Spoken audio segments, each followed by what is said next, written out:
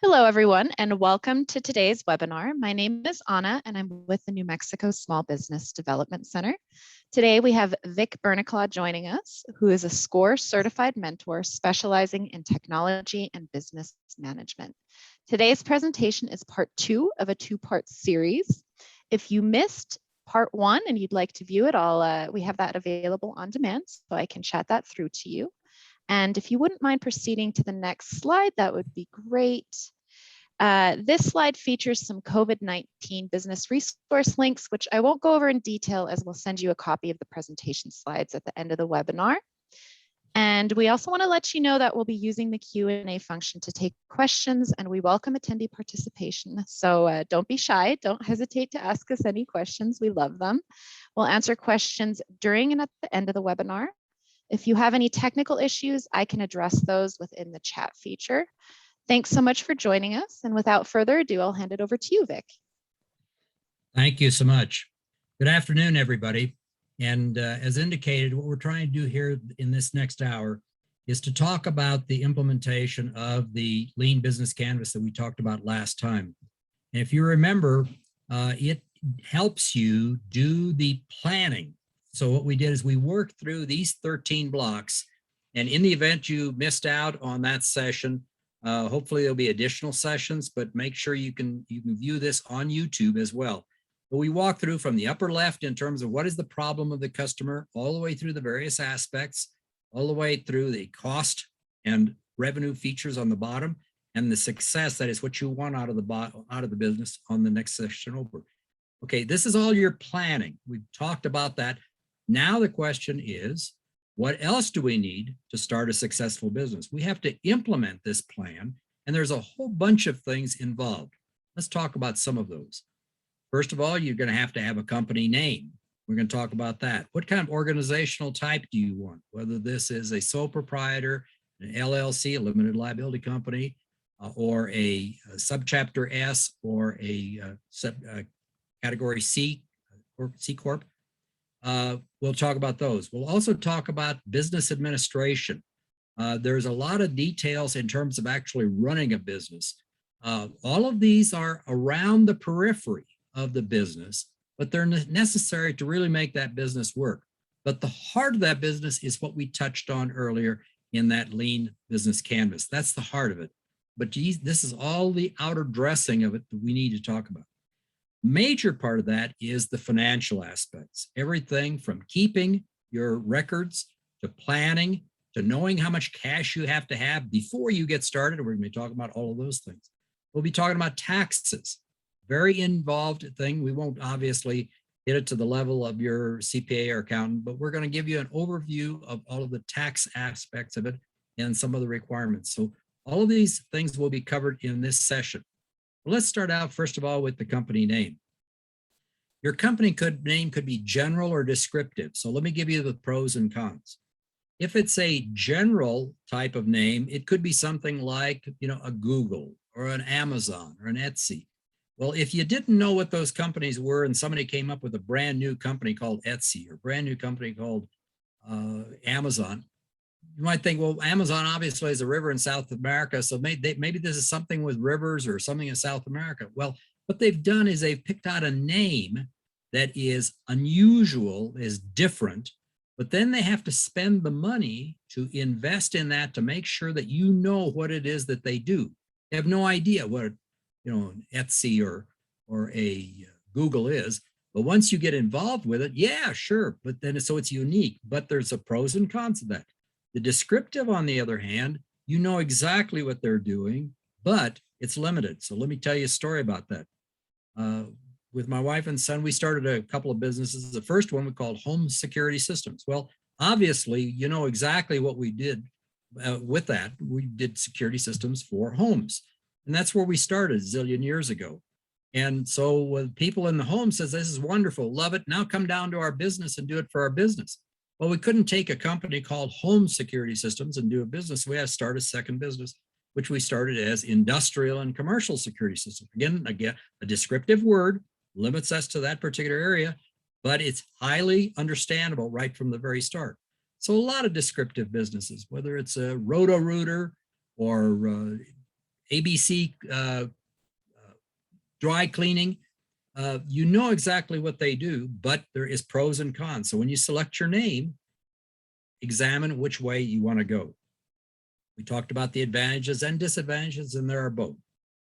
You have to assure that nobody else is using that name so that you don't get sued for duplicating something. So the way to do that is to go on to the New Mexico Secretary of State's website. We'll be covering the specific URL. And incidentally, you don't have to worry about taking a lot of notes because SBDC is great. They'll send you copies of these view graphs. So you'll be able to have all of the URLs, et cetera, and you won't have to write them all down. The way you do that is to go on to the website for the Secretary of State, and you go into the section on what used to be Corporation Commission. It's in the area of businesses, and you put in, for example, if you said, hey, I want to call myself Scarlet Landscaping. So you put in, I say, I want to look up Scarlet Landscaping, and they come back and they say, there's no such thing. Well, then you know that you're okay to go ahead and use Scarlet Landscaping. On the other hand, if Scarlet Landscaping comes up, you say, oops, I can't use that. What else can I do? So then you come up with another name. Organizational types, there are a myriad available to you. The first one is a sole proprietor. A sole proprietor just says you and the business are one and the same. So I open up a business. I don't have to have a lot of paperwork. I use my social security number as my number of record for the business. The pros is very simple, very easy, very quick, boom, you're done. The disadvantage is that if anybody sues the business, they came into your store and they tripped over the rug and therefore they're going to sue the business. Not only do they sue the business, but they sue you personally because you and the business are one and the same. In that case, if you have equity in your house, you own a car, or you have 401k, they have access to that. If a judge grants you a judgment, then you can go after all of those assets. So people have lost a lot of their personal assets by being a sole proprietor if they're sued. That was by a partnership is no more than a sole proprietorship with multiple parties. So if you say, hey, and again, the pros and cons to this, you say, hey, I need a partner in this because I can do parts, but somebody else do that. That's great. That's wonderful. I'm good at paperwork. This one is good at sales and marketing. Great, or vice versa. Super. Before you start a partnership, make sure that you have a written, signed, and notarized agreement as to what the partners are going to do, what they're going to put in, ante up in terms of finances, how much time they're going to spend, what they're going to be responsible for, et cetera. The pros are that you can actually split up the duties and it really helps. The con is that if one partner goes off the rails and goes out and obligates the business for a lot of money, you as the other partner are responsible. And you say, well, I didn't authorize them to do that. Doesn't make any difference. You're a partner in the business, you're responsible. So if they go up and generate a lot of bills, people are going to come back and say, hey, you pay that. So advantages and disadvantages in a partnership, but both of them are the same in terms of liability. Both of you are mutual liability to customers because there's no protection. The way to take care of that is something called an LLC, or a limited liability company.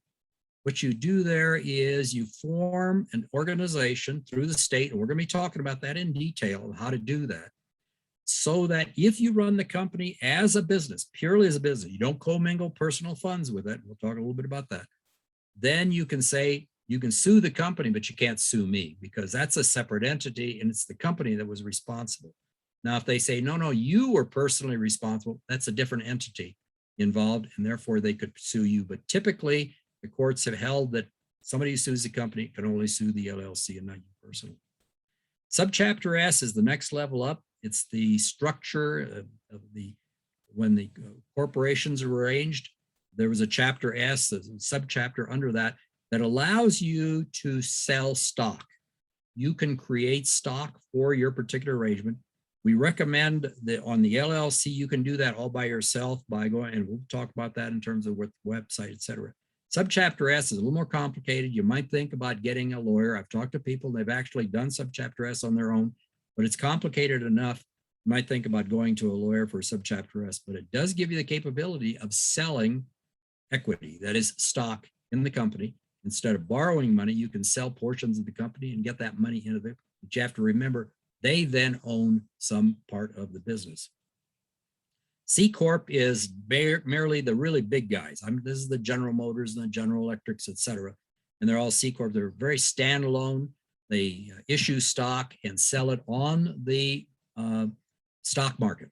So it's for the big boys. And if you got a highly technical idea and you want venture capital and you're going to really get to be potentially big, the venture capitalist is going to want you to form a C corporation, and typically they want to form it out of Delaware, which is more flexible than other areas.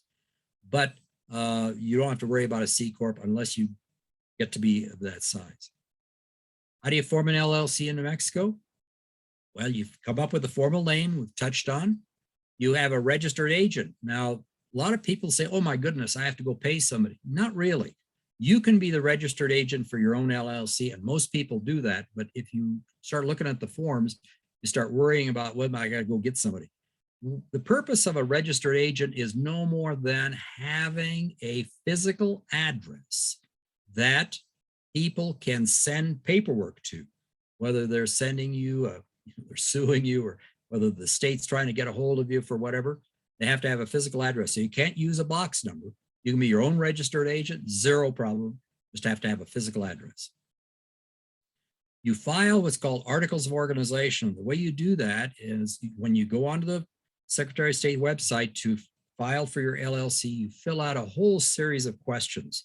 Those questions in total become what's called your articles of organization. And that becomes your record in a sense of what your business is and what ownership, et cetera, is part of that organization. So that's articles of organization. You have something called an operating agreement, but it is optional. The operating agreement, if you want to make it, and it's purely up to you, tells how you're going to run the company. And you don't have to submit this. You fill it out and you put it in your own files. And you can just go on to Google and Google operating agreement. There's a lot of them that you put. But all it is just, for example, am I going to have meetings of my shareholders if you have multiple shareholders, or in the case of the LLC, partial owners? Where am I going to do business at? In the event of my demise, what happens to the business? So if I slipped on a banana peel and I'm out of it, do I want this to be passed on to my spouse? Do I want it to be, does the partner get all of it? Does the partner have to buy my share? So this how you're going to run it. So the operating agreement is more the how. The articles of organization is the what. The LLC name in New Mexico, you have to use LLC, LC, L.L.C. or L.C. after your name of your company. So whenever, for example, if you got an LLC, and I have one for a small consulting work that I do, it's called Multitech, and I always put down Multitech LLC. Also, when you sign anything, as for example, if you're the president of your LLC, you always want to sign it with your name, but always put down president or whatever it is, owner, whatever, LLC, the company LLC, because if you don't put that down, they may assume that you're signing that agreement as an individual. For example, you have a vendor and vendor contract. I'm going to buy this month, so much per month, et cetera. So as part of this vendor agreement, i.e. a contract, if you sign it as an individual, they're saying, yeah, well, you just signed it as an individual. I'm coming back after you as an individual. I said, no, I intended that as a business. Well, then you didn't say that. So make sure that when you sign something for the business, that you sign name and your position with the name of the company, LLC, if it's an LLC. We already talked about the name, that you make sure that nobody's got that name. Registered agent, which you have to have in the state. And will, as I mentioned, accept legal papers, be your own agent. Articles of organization, as I mentioned, is when you fill out the form with the name, effective date of the articles, whatever date you want to start the LLC. And is the LLC going to have a particular period of existence? So some people will form an LLC to do a project, maybe a construction company, and the project is going to last a year. So they may set up the LLC to expire after the end of 2 years. and then it will automatically expire and they don't have to go in and basically eliminate the LLC. But typically it's perpetual. So you can write down perpetual or even leave it blank. The purpose, you leave it blank, or it could be have a general business purpose. But if it's general, you can leave that blank. Name and address of your registered agent. If it's going to be you and a physical address. Your articles of organization continue in terms of having the email address and phone number. The address of the principal place of business, if you're going to have it different from the mailing address. Whether the LLC is going to be run by you or a manager, and whether it's you're the only member, or if there are multiple members of the LLC, you have to put that in. And basically, I'm going to be 50%, and they're going to be 40, and the third one's going to be 10, whatever it is in terms of the members. So you have to indicate who the members are, and the contact information for you as the organizer. And it must be filed online. They no longer allow you. Years ago, that you could fill out a form and mail it in. Can't do that anymore. Everything's online. And you have to be able to pay them the filing fee, which is currently $50. Typically, people just use a credit card. If you say, I don't want to use a credit card, I'm going to use a check, you're going to have to send in the check ahead of time so that it's available, because otherwise they won't process this if they don't get their payment. But typically, if you just use a credit card, you're in great shape. Okay, the operating agreement, which we talked about, which is optional but advisable, and it's telling them how you're going to run your business. We've touched on that a little bit. And if you create it, you do not need to file it with the state. All you do is just put it in your own records, and you can change it as you want to. To form it, you can go online to the Secretary of State, as I mentioned, and here's the access, the URL. And you can, and within business administration, there are a whole bunch of things in what I call business administration. These are some of the administrative details, but you really need to do these. So after you get your name lined up, so if you're going to go get an LLC, get your LLC first. And then we're going to talk about the feds in a little bit. But after you get your LLC, then you can go get your checking account in the name of the business at whatever banking institution you want, whether it's a bank, whether it's a credit union. But if you get the checking account first, and then you don't get the name that exactly you want, then you're going to have to go back and change the checking account, which you don't want to do. So that's why the order of get your LLC, if you're going to get one first, then your checking account. If you're going sole proprietor, don't worry about it. Go get your checking account right away. But get a checking account in the name of the business. Why? Every dollar that comes in and every dollar that goes out should go in and out through that checking account. Why? Because then you have a record. You have a record that says that, hey, this business is standalone. If you have an LLC and you end up saying, well, the company's a little bit short, so I'm going to put $50 in, or I'm going to lunch, I'm going to take $20 out. Somebody can sue you on the basis of what they call piercing the corporate veil. In other words, they said you and the business are one and the same. And if you're one and the same, then I get to sue you for your personal assets. But if you maintain the business as a standalone organization, and the best way to do that is to have their own checking account, all the money in, all the money out, goes out through that checking account, then you're solidly defensible that you're treating that business as a separate entity. This is not to say that you can't pay yourself, you can't pay for the things that are legitimate business expenses that are even a personal nature, like, hey, I want to go to this conference in the name of the business. No problem. All of those are things that are legitimate business expenses. Take it right out of the checking. Recommend you really consider having a website. A lot of small businesses start up and they don't have a website, and it's to their detriment. The reason for that is a lot of your customers are going to say, hey, you're a startup. I don't know who you are. And I go to look on your website and you don't have one. So you might be a fly-by-night outfit. You're not worth dealing with, or you're kind of questionable whether I want to deal with you.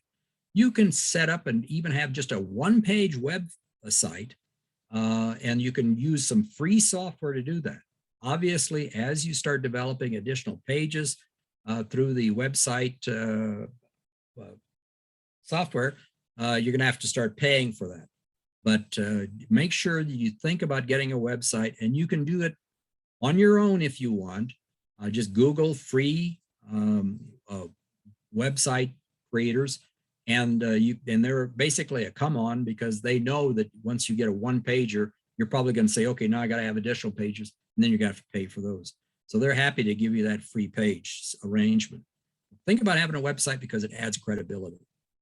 Additional things for credibility, have some business cards printed, and think about something called a trifold or pamphlet. Trifold is no more than a sheet of paper folded 3 times, and you've seen them many times everywhere. And you can use your Microsoft Word to help you generate. There are templates in Microsoft Word that can generate that. The reason for the trifold is when you call on a client, you want to leave them a business card, but they get lots of business cards and they can't remember what it was with that, about that. If you leave them a trifold or some pamphlet of some kind, they say, oh, here it is. They're doing this and this. Okay, now I remember. So think about having some mechanisms like this. Insurance, there is requirements that you have insurance for certain things like unemployment insurance, which you have to go buy. You can get that through an insurance agent. If you're a part of an association, we were part of a construction association, and we got our unemployment insurance through them because it was a better deal. It was a large discount when you got a lot of people put together. And then there's optional insurance, whether this is liability insurance or property insurance, things of that sort. So insurance is not mandatory. What you want to think about, the only thing part that's mandatory is that unemployment. Beyond that, only get insurance for the things you cannot afford to risk. If you, for example, if I have an old car, I maintain the liability insurance because I can't risk somebody suing me for $1 million if I accidentally hit somebody. So I have to cover that with insurance. Property, maybe it's an old enough car that's not worth it to cover it with. So I don't cover the property damage to my car because it's cost that I don't have to endure because it's probably not worth very much. So get insurance for the things that you cannot afford to be taking on as risk. Product, service, and pricing. Product and service, you want to price things there are several different ways. A standard way is what's the cost of my product, or what's the amount of cost in my service in terms of labor and vehicles, et cetera, and you put that all together and then mark it up. So for example, if I bought a product for $1 and I want to mark it up 50 cents, then I'm going to charge $1.50 for that. That's one way of doing it. A lot of people do that. Alternative is to say, what is the value of that? This product is so valuable that nobody can get it without, coming through me. Then you can charge whatever, in a sense, the market will bear. It's worth, it cost me $1, but it's worth $3 because that's what people are used to paying for that product. So no problem charging $3. In fact, if you charged $1.50, they'd probably look upon it and say, there's probably something wrong with this because everybody else is charging $3. This is only $1.50. Something wrong with that. But you can charge it on the pricing, what the value is. There is also a pricing, which is whatever the market will bear. And if you remember the days of early COVID and the PPE, personal protection equipment, people were charging for masks huge amounts because there wasn't available. The problem is that customers are going to remember what you did to try to really rip them off. And when the crisis goes away, they're probably not going to come back to you. So you got to be very careful in terms of how you price things. But don't price things so low that you don't get enough money coming in to cover not only your cost, but to cover of the product or service, but to also cover your overhead and profit. We're going to be talking a little bit about that in something called a income statement or P&L statement later on. Each industry has different licensing requirements and permit requirements. I was part of a construction industries area, so I had to have a contractor's license before I could even get to go. I have to hire journeyman because in electrical contractor's license, I'm not allowed to actually touch anything, but I have to be there in terms of an overall responsibility. So I have to there's certain requirements there. Before I can go out and actually do a job, I have to pull a permit. Depends on your particular industry. Just check it out in terms of, do I have to have a license and do I have to have permits? Taxes, registration for taxes. We've touched a little bit on some of the state. Let's talk about the federal. The federal government has what's called an EIN, or an employer identification number. As a sole proprietor, you could get away with using your social security number, but if you have one employee, even as a sole proprietor, you have to go get an EIN number, because that's the way they keep track of you and your employees. It's your license plate number for your business in a sense. Go to irs.gov, no problem, it's free. Just register, easy peasy, and you're on your way. On the state, they used to have something called, up until 1 July of this year, something called a CRS. It was a combined reporting system. And they've done away with that. And the new system starting 1 July is called a New Mexico Business Tax Identification Number. And almost everybody falls into one category. And the combined reporting system had a whole bunch of categories all in one form. They've broken it all out. So you'll just have a specific form for a business taxes. We talk a little bit more about gross receipts taxes in a minute. Payroll taxes, you're going to pay those if you have employees and if you consider yourself an employee. Pros and cons, you don't have to be an employee, but then again, come time to try to draw Social Security later on, there is no record that you've paid anything into Social Security, so you have no credits to actually draw against. If you want to be a W-2 employee and be able to take that off your costs for calculating your income taxes, you want to be a W-2 employee, then you have to pay payroll taxes, that is Social Security and Medicare, on your particular gross pay. If you are on your own as a sole proprietor, and I'm sort of a one-person band, you're going to pay both sides, that is the side paid by the employer and the side paid by the employee, and which amounts to like 15.3%. If you have employees, you're going to pay half of that, and the employee is going to pay half. So one way or the other, the feds want their 15.3%. As I mentioned, half and half if you're an employee. If you're self-employed, you pay both halves. There is something called a federal and state unemployment. That is actually a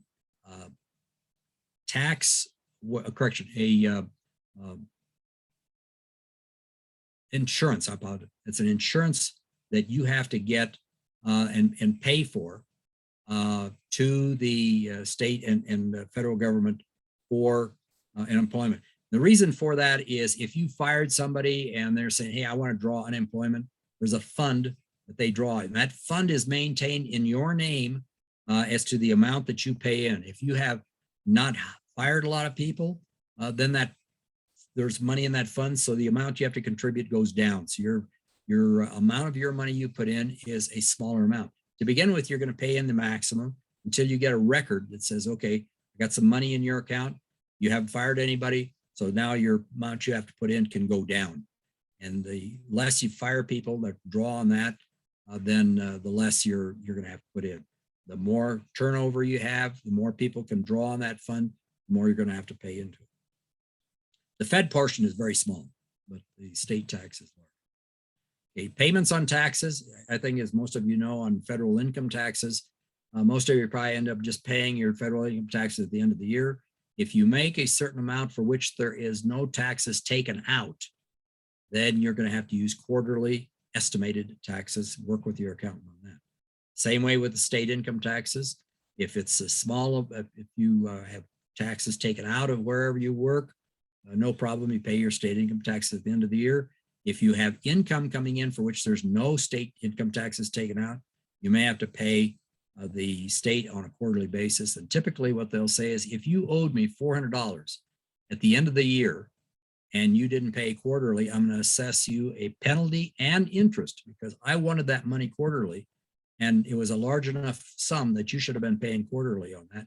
So, and I've got that, I've been hit with that, perhaps a lot of other people have. I didn't realize it. And so they said, oops, you should have been paying that quarterly. And here's your small amount of your interest and penalty. The gross receipts tax is another whole world. The state of New Mexico has a sales tax, which they call a gross receipts tax. The sales tax is based on business that is done for which money is transferred from one party to another. Any sale in the state of New Mexico, the state wants their gross receipts tax, or if it is an intermediary. So for example, if I buy a product from somebody, I can get a certificate that says, hey, you're going to get your taxes at the end of the line when we sell it. So there is an exemption, and you get a form from the Taxation and Revenue Department that allows you to not pay sales tax on that. Or if you sell it to somebody, for example, you're a wholesaler and you sell it to a retailer, you can get them to give you an exemption that they get from the state that you don't pay, or they don't pay any gross receipts tax. The only place that gross receipts tax get paid is at the end of the line when it goes to the customer. You have to be very, very careful. When we were in business, we followed all the rules and did all the exemptions and everything. And they said, I'm sorry, but you now have to pay gross receipts tax. So we said, wait a minute, we've got this exemption. They said, that's true, but you used the wrong form. And therefore, you have to pay it again. And I said, well, wait a minute, you're going to collect it at the end. Yes, we're going to collect it at the end, but you're going to have to pay it again. Why? Well, you used the wrong form. So you got to be very, very careful. Those people want their money, and they will go through, they'll take you through a ringer in terms of getting that money. There are a lot of businesses here in town that have been shut down by taxation and revenue because they didn't do things properly for the gross receipts tax. Very, very tough area. Feds are a little more reasonable, but gross receipts tax, very tough. Property taxes, I think you're familiar with in terms of paying property taxes, twice a year to the county based on an assessment. And that only applies to real estate, but also to equipment. So you have to make an estimate of the equipment and pay the property taxes on the equipment. The identifier to the state, both for the collection and remission of the gross receipts tax, is based on a BTIN number that you can get from the state. It's required. And as I mentioned, it's paid by the seller. But if you don't collect it, you have to pay for it. So for example, in some of the consulting things I've done, I've just charged people a flat amount and without charging them the tax, which I could have done, but I didn't. Therefore, I personally, or the business, owes the state for that gross receipts tax. They don't care who it comes from, whether it's the buyer or the seller, they just want their gross receipts tax. You can obtain the BTIN number from the tax.newmexico.gov, and there's the methodology for clicking on the registering for your business. There's training available on this whole thing on gross receipts tax, and they have periodic workshops, or you can go onto YouTube and you can get the training on the arrangements for the gross receipts tax. The EIN number that we mentioned before, if you need a EIN number if you have employees, or if you have an LLC, I recommend you get it right away anyhow. And then you can get that from the irs.gov, no cost, easy to get it, no problem at all. Accounting. Why do you need to even worry about accounting? Why can't I just throw everything in a shoebox and forget it? Well, it turns out that it's the way you keep score. And you wouldn't play a football game without a scoreboard.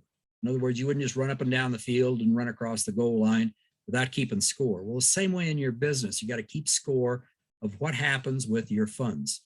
There's something called a chart of accounts. Chart of accounts is no more than the various boxes that you put the various information into. So for example, I could have one box called revenue. I could have another box called costs, and another box called profits and loss. If I did that, and I have several products or products and service or sales and lead, I couldn't separate that out. It's kind of like a chocolate rebel cake. Once you mix the chocolate and the vanilla in there, there's no way of separating. So what you have is you think about ahead of time before you start your business, what do I want to keep separate so I would know how I'm doing? So when we first started the business, we sat down with the accountant and we said, okay, here's what we want. We want to be able to separate the sales by product, major product line. We want to be able to separate sales of product versus service. And later on, when we got into the leasing business, we want to separate the leases from the sales. So we had different boxes. So in your cost area, you're going to probably want to have your utilities separate from your insurance, and et cetera. And within utilities, you may want to have water separated from gas, from electricity, because if all of a sudden your water bill shot up, you want to know that, say, wait a minute, I got a leak somewhere, which if you just dumped it all into one basket, you're really not going to know unless you're watching your bills. Also in your sales, what we did was product line A was really expanding and product line B was going down. Or when you can do your accounting by product line, the product line A is very profitable, and all of a sudden product line B is turning less profitable. Why is that? Why do you need to investigate that? Well, if you keep those records, you're going to be able to know where to go and what to do. Keep your revenue separated from your expenses. And obviously, revenue minus expense is either profit and loss. If the revenue is greater than expense, it's called a profit. If the expense is greater than the revenue, it's called a loss. We're going to be talking about that later on, because a loss situation, which most businesses have when they first start up, or you're expanding in a particular area, normal conditions is to have a loss. But you have to have the funds necessary to cover those losses before you get to what's called break even. That is when your revenue and your expenses are the same. You have to have enough money to cover all those losses. If you don't, you're going to find yourself out in the middle of the stream and you can't get back. In other words, you're going to run out of cash. We're going to be talking about cash flow. You really need to have credit cards. So go to a merchant account, get a merchant account that allows you to use credit cards for your sales. Here's a real simplified form of a income statement, or it's also called a P&L or profit and loss statement. The very same thing, just different names. Up at the top, you've got the revenue. Expenses come next. There's operating profit in this case, and then they put in another category called interest. But the bottom line is that revenue minus these expenses comes up with, did I get a profit or a loss? And this is by period. This shows by year. You might show by month. But what is it that's coming in, what's going out, and what's left over? Here's a balance sheet, which is the second form of record keeping in a company. The first form, the profit and loss, was a period by period. A balance sheet is no more than a snapshot at any point in time. This one here is December 31st, 2100, just as an example in here. And in here, they call a balance sheet because on one side, it has all the assets. Assets are what you own. And on the other side, it's a combination of liabilities, what you owe, plus your equity. That is what you have in the company in terms of ownership. So it's what you own contrasted with what you owe plus what's left over. So balance sheet says that this number here and this number here, the summation of the two sides has to be equal. That's why it's called a balance sheet. So people look at these and say, what's your current assets? Assets which are you could actually get rid of and turn into cash within 1 year, current.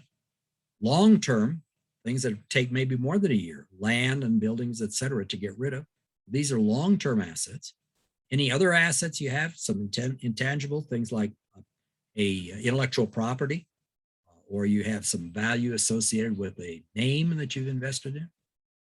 All your assets on one side. Liability, what you own, current liabilities of things you have to pay within 1 year.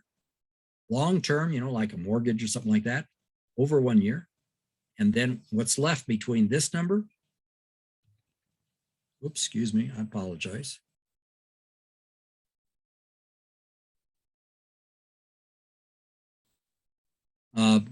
The difference between this number, the total assets, minus the total liabilities, is in fact what your equity is over here. In other words, what's left over. Now, if you put money into the company to begin with, in this case, they put in $10,000 and they put in another $20,000, and you have some profits over here, that comes as retained earnings. It's added to this over here. So your profits year by year get added over here to increase your equity. If you ended up having losses to begin the year with, then this retained earnings is negative. So it's going to be a negative against what money you put into the pot. So if you spent more than you got in the way of assets, in other words, this was things that, for example, utilities or labor costs, something like that, then this is going to go down in here. What bankers get really excited about is when this number over here for this stuff here is negative. That means you owe more than you own. And that means that the company is insolvent. In other words, if you abolished it, it couldn't pay for all of its liabilities. People who in the money loaning business get very excited about Okay, budgeting is no more than taking an income statement or P&L and projecting the revenue and sales, as well as the projected costs, to find out whether you have any profits or loss. And then we talk about how much in the way of funds are you going to need. So how do you determine how much do I need to start the business? Well, one way to do that is to set up just a simple form, put in how much money do I think is going to come in month by month? What are my expenses going to be? Put down all the expenses. And then how much am I going to lose or make? So in this example setup, first month, there's no income coming in, but I've got some expenses, $130 worth of expenses. So my loss is a negative 130. So my total for that month is $130. Next month, maybe I can sell $100 worth of stuff, but my expenses are 160. So that meant that I had a loss for the month of $60. So when I combine that with the previous one, now I'm down $190 that I had to have to cover these 2 months. Third month, maybe I got $200 coming in and my expenses were only 180. So I've got $20 in profit. So I've achieved break even. In other words, my revenue is equal to or greater than my expenses. So the $20 comes off the 190. So now I'm down to 170, et cetera. And you can see over here in this month here for this example, where I had 400 coming in and 250 going out with 150 in profit, that was more than enough to carry. So I'm really all the way down to where I have nothing out of pocket. So how much did I need to start the company with? Well, the biggest number in here is like 190. So I had to have $190 in hand before I started the business to really survive this. We typically overestimate revenue and we underestimate expenses. So the amount that you want to have to start out with needs to be this number and more likely greater because of our overestimation of revenue and underestimation of expenses. An illustration, we had a son-in-law who started a business in Denver, and I went to him after he'd started for a year or two, and I said, was this true? Did you overestimate revenue and underestimate? He says, yep. And I said, was it as much as double? And he says, not quite double, but he says it was an underestimation and an overestimation. So you might think about taking this number down here, even as much as doubling that number. Now, as you're going along month by month, you're going to be modifying these numbers as you're going along. You say, well, I have no idea what I think I'm going to make. Well, you kind of make an estimate. And then as you're going along, you start modifying these. But you need to take a pro forma that is a shot on budgeting to find out how much I'm going to have before I start the business. And if you don't have that money, don't start the business. Okay, where am I going to get my money? It turns out that there is a magazine called Inc. Inc. magazine is for small businesses. And they took the 500 fastest growing companies in the country and asked the CEOs, where did you get your startup money? By far, far, far the majority of them said from savings, friends, and family. It was internal. It wasn't from a bank, wasn't from outside parties. It was internal parties. Now, once you get your business going and you can show profits, then in fact, the banks and others were much more interested in it because you've reduced the risk. You've shown that you're a successful company, you're making money, and they have then more confidence in you, and you can get the money from other institutions. There's something called crowdfunding that you may have heard about. There's different forms of crowdfunding. One is a basic type that says, hey, I'm doing something really great, and people want to give you money because they believe in your cause. You may give them a t-shirt or a sample or something like that, a first product that you make or something like that. It's relatively easy to do. The second one is equity sales. It's relatively new, the last few years. You can actually sell stock through crowdfunding to people. All of the crowdfunding, whether it's the first or the second type, must be done through an intermediary. You have to find, and you can go online, Google, there's several firms that do this for their business to help you with crowdfunding, but they charge you a fee. Many of them say that if you don't reach your target, you have to give the money back. So for example, if I'm trying to raise $100,000 for my business and I did all the things and I've raised 90,000, well, you didn't make it. You got to give the 90,000 back and you still have to pay them their fee for helping you get that far. So take a look at what you are doing in the crowdfunding. I've talked to people and they say crowdfunding is not easy. In their cases, they would spend as much as 2 people full-time for a matter of a few months to try to get the crowdfunding all set up. Why? Because not only do you have to get it set up, but you have to go out and find the people who will actually give you the money, either for a product or out of their heart or for equity. You're responsible for the marketing of that. They aren't. All they do is the organization that sets it up is a administrative organization for which you're paying them a fee. Crowdfunding is available, but it is a fairly complicated, very time-consuming arena. You can sell equity. I'd mentioned as a S Corp. Go to your brother-in-law, your cousin or something and says, hey, here's my idea. I think it's really going to be hot. And for 10% of the company, I want $5,000 or $10,000, whatever it is that you think the value of the company is worth. And say 5% of that is this dollar. I'm going to give you shares in the company in a sense. So you're a mutual owner. The one thing you got to watch there is that as an owner, they're going to want to have periodic shareholder meetings, and you're required to have shareholder meetings at least annually and record all of that stuff. And if they have enough interest in that, they obviously could vote you out. So I've seen where some people start a business and they keep selling the equity until they sell over 51%. And then the owners of the 51% get together and they say, we don't like you as the CEO anymore, you're fired. And they can fire you because they own the majority of the company. So be careful in terms of sale of equity, how much you sell in terms of what positions your shareholders can take. You can get loans, but the banks are not interested in startup loans, startup company loans. They will loan you for your equity. So for example, I got equity in my house. So for when we started a business, we got it going and we had to expand the business. So my wife and I took out a second mortgage on our house to provide the funds for that expansion. And then the company has expanded, paid us back. We paid off the loan. So if you've got equity in something, yeah, the bank will loan you the money. They're not loaning you as a business loan. They're loaning you based on that equity. Got to put it all together. Specifically, you have to go through the steps. And what you want to do is to chronologically write down, not just in your head, but write down, okay, today I'm going to do this. I'm going to go get my LLC. And here's what I'm going to do. And tomorrow I'm going to do that. Well, and then what you want to do is to figure out who is going to do what, by when, at what cost. And you're constantly updating it. Here's just an example. Step one, got to get my reopening rules from COVID. Am I going to do that or is somebody else going to do that? What's the start date for that? When was it completed? Planned for it? When was it actually done? How much does it cost? Over here, you can actually put your priorities. This is kind of like the steps I got to do, but man, I really got to go over and generate my cash flow. That's number one. I got to do that right away. So you can prioritize it in your notes, but be sure you put down your schedule of events and write it down. Don't keep it just in your head because you'll never be able to remember everything. Write it down and constantly keep this updated. Okay, what does it take to be successful?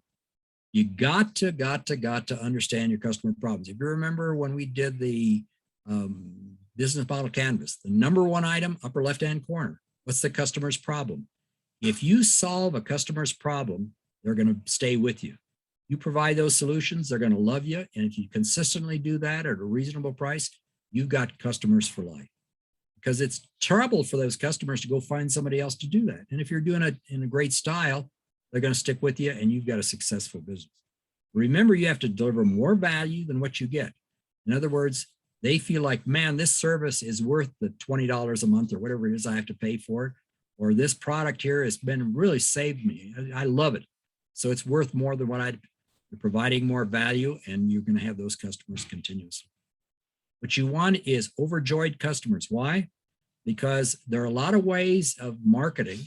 And we've talked about that last time around in the marketing block, whether it's social media, whether it's some sort of a print media or coupons or door hangers or whatever it is.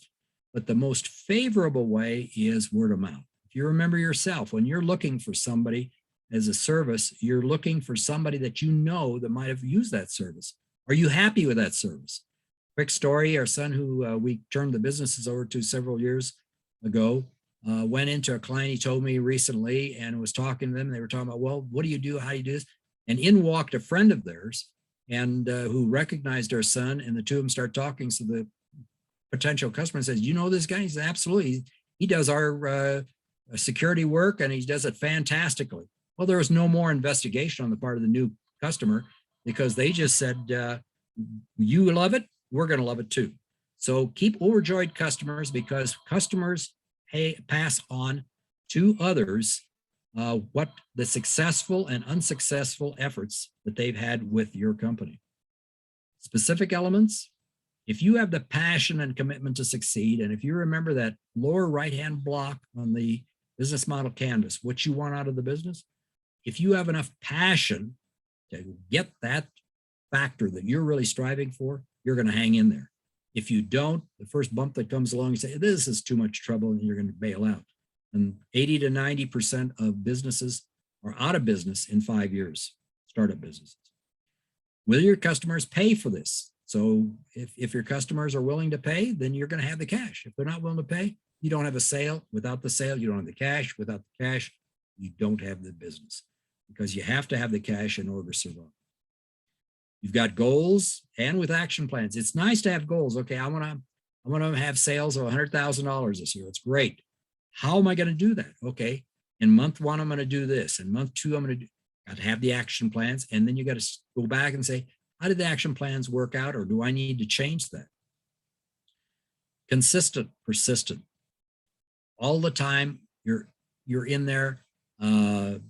The small business formation is fantastic. I loved it. There's never been a bigger challenge for me, but you have to hang in there and you have to keep working it if you want it to be successful. And don't forget, you got to deliver on all your promises because customers look at it. They were supposed to be here today and they didn't make it. Yeah, I don't think I'm going to use them. So if you promise something, go all the way to deliver, and consistency will win you customers. Got to comply with legal requirements. In other words, I know of people that said, well, I'm going to skip the taxes this year. If you're a small potato, they're probably going to get away with it for a little bit. But when they come back, they're going to hit you not only for all the taxes you owe, but for penalties and interest. And penalties and interest typically is at least double what you owed. So if you saved $100 and they're going to come back, you better figure on at least 200 plus that you're going to have to pay them at some point in time. So the question is it really worth it? And along with all the legal expenses. You have to have the willingness to start the business. As I mentioned the last time around, in my case, I was a poster boy for exactly that. I did all the research, figured this is exactly what I wanted to do, and I just couldn't get up the gusto to jump off that cliff. And then I had to do it because our son was working for a construction company. They closed down a whole division, and I told him, I says, well, you can either go get another job, or we can start this business and you can be a major part of it. And with the job, you're going to get a paycheck every week, and starting a business, we don't know how much you're going to make. You may maybe make a whole bunch and you may not make very much. So we'll have to see as we're going along. And so he took that chance and we started a couple of businesses, which he has got and is enlarged and, in multi-million-dollar type businesses now. So he's doing very, very well. But you have to be willing to jump off that cliff. And I've talked to a lot of people who research and research and research like I did, but it's very tough to jump off that cliff, which you have to do. Ultimate test is something the CEO of an outfit called IDEO, which is a West Coast company that helps businesses get started with ideas. And they create the ideas for them and come up with prototypes. He did a study and said, is it a lot of money? No, he said, no, the businesses we started, it wasn't just purely the money. Well, it must have been the fact that some startup founders are really, really smart and others were dumb. No, he said there were some dumb ones that did pretty well too. But he found out that timing was the issue. So if you come up with a business that the timing is right, you really have a higher probability of success. Facebook came up with a great idea in terms of young people communicating each other at the university level, and then he spread it out to others. Google had a tremendous mechanism because search mechanisms were getting very popular, and they came up with a much better search routine. So Google started to take off. Amazon started in books. selling books because when you go to a bookstore, there's a limited number of books you can get. He had basically a huge number online access to them. So he had started in books and then obviously just spread it out. So his timing was right. So if you can find a business where the timing is right, you are in great shape. Be sure you have adequate capital, both for the startup as you're starting up. And we talked about how much you need to get started, that budget form. But then if I grow, how am I going to get money? Am I going to get the growth money from a bank, et cetera? Or am I going to get the growth money from internal? When in our case, we got most of our money internal. We grew slowly and we took the profits and plowed it back into the company for expansion purposes. But however you want to do it, but just think about that. You want to avoid the high attrition, as I mentioned, of businesses, the 80 to 90% that are out of businesses in 5 years or so. And the way to do that is go talk to people who have been there, done that. Go to your SBDC counselors or SCORE mentors or others. And I'm going to talk about some other alternatives to that because they've been there, done that. Don't hesitate to ask for help because they can help you because they've been there. They've suffered a lot of those pains. But the bottom line is you have to go for it and you have to get started now. If you don't get started now, then it's going to be a delay and delay and delay. So do your planning. You don't have to do it tomorrow in terms of starting, but you do need to do your planning, but you got to jump off that cliff if in fact you want to start a business. We're going to go to the questions now and please turn in your questions in the Q&A and we'll stay here as long as necessary. Anna will help me with this and we'll go through it.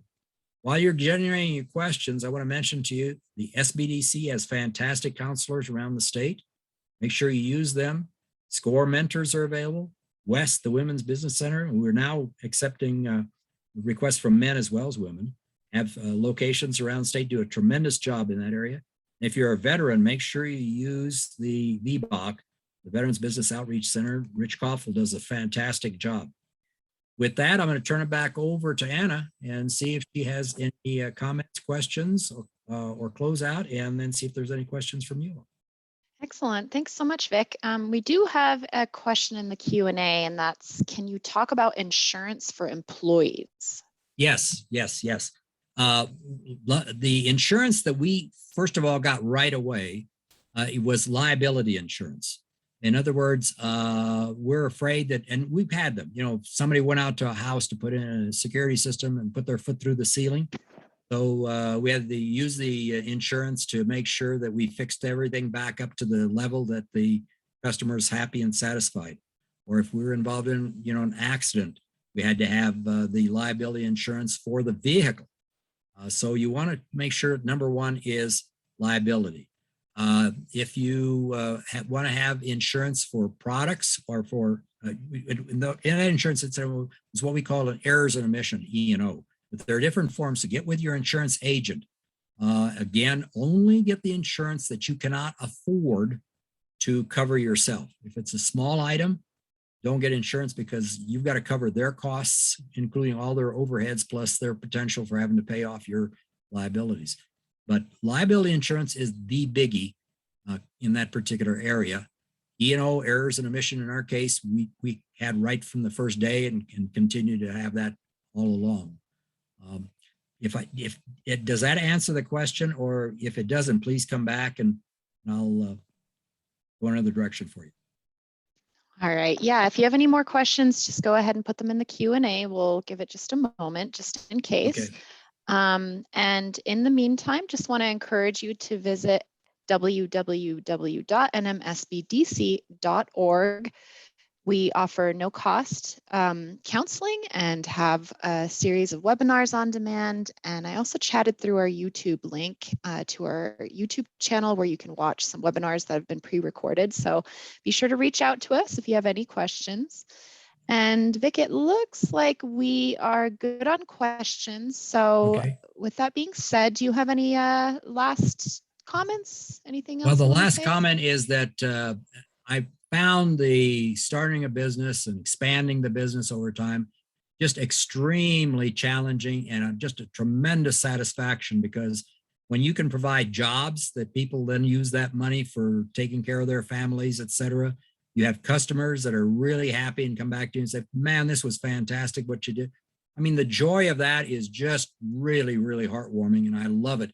But you got to really put up with all of the issues that come along with that, and there's plenty of them. But it's a tremendous, tremendous area, and I absolutely love it. But remember, don't go it alone. Come back and ask questions, because a lot of us have been there, done that, and we're perfectly happy to help you become successful for the life of your business. Thank you so much, Vic. Great presentation. And thank you all for your attendance. And have a wonderful afternoon and remainder of the week. And we will see you next time. Great. Thanks, everybody. Bye now. Thank you.